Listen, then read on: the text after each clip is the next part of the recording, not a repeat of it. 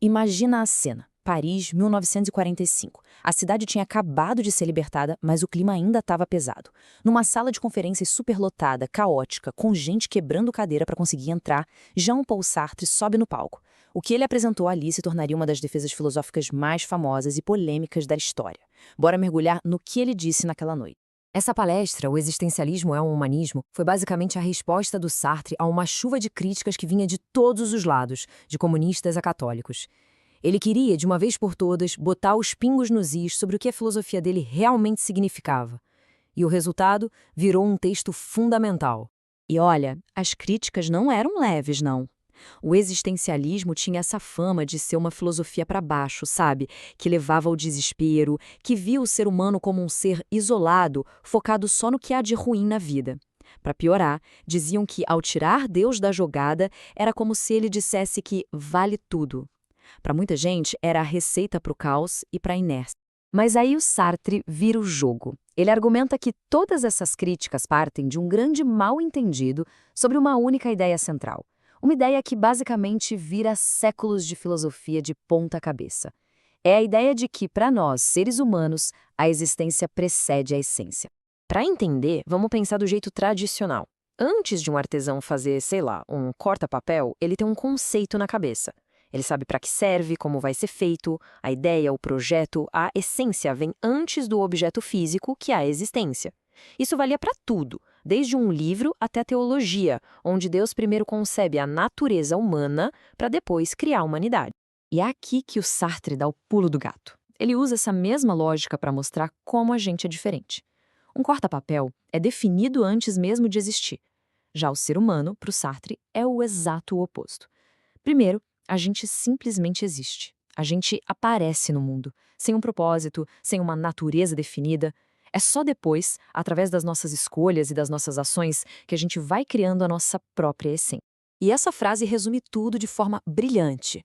Não existe uma natureza humana pronta, dada por Deus ou pela biologia. Cada pessoa é um projeto em aberto. Nós somos a soma das nossas ações. E o ponto crucial é este. Isso joga toda a responsabilidade de quem nos tornamos diretamente no nosso colo.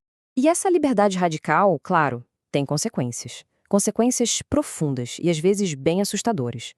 Sartre usa uma frase paradoxal e muito poderosa para descrever isso. Estamos condenados a ser livres. Condenados porque, bom, a gente não escolheu nascer. Mais uma vez no mundo, somos livres e, portanto, responsáveis por absolutamente tudo o que fazemos.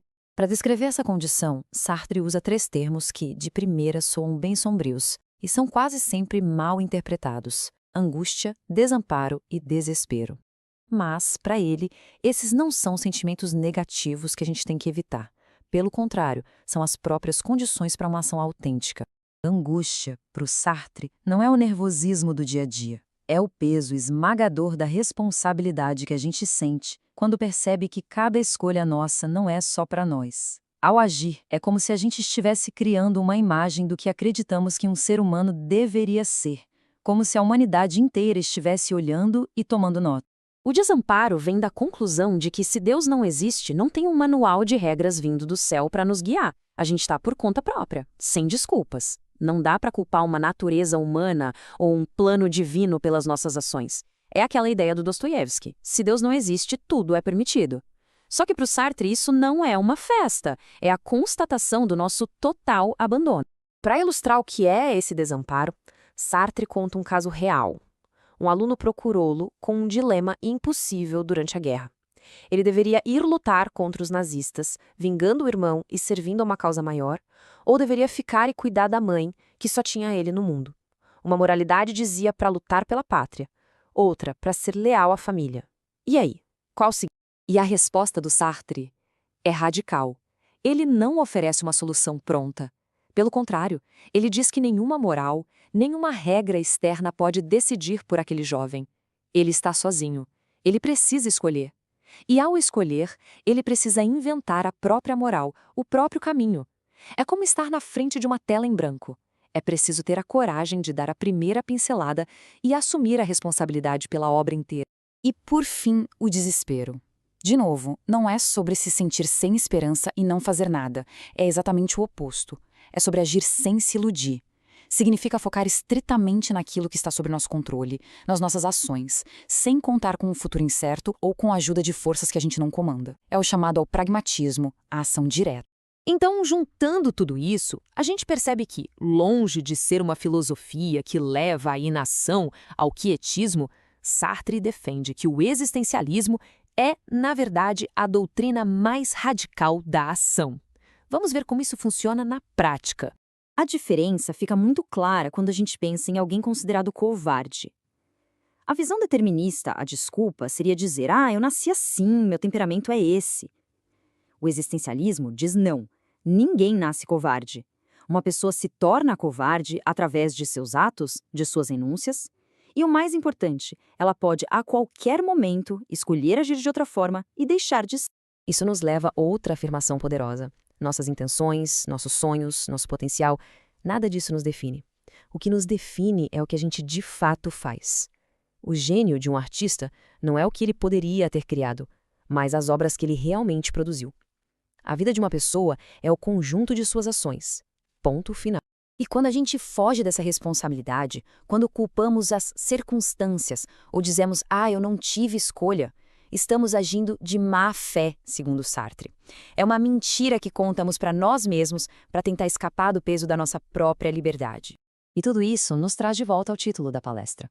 Como é que essa filosofia de responsabilidade radical, de angústia e de ausência de desculpas pode ser um humanismo? Sartre propõe um tipo novo de humanismo. Não é aquele humanismo que adora uma ideia abstrata de homem com H maiúsculo.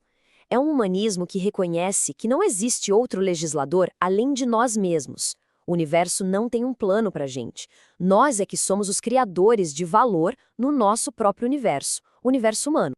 No fim das contas, essa filosofia não é pessimista. Sartre a chamava de uma dureza do otimismo. É otimista porque coloca nosso destino inteiramente em nossas mãos. A única verdade que importa é a ação.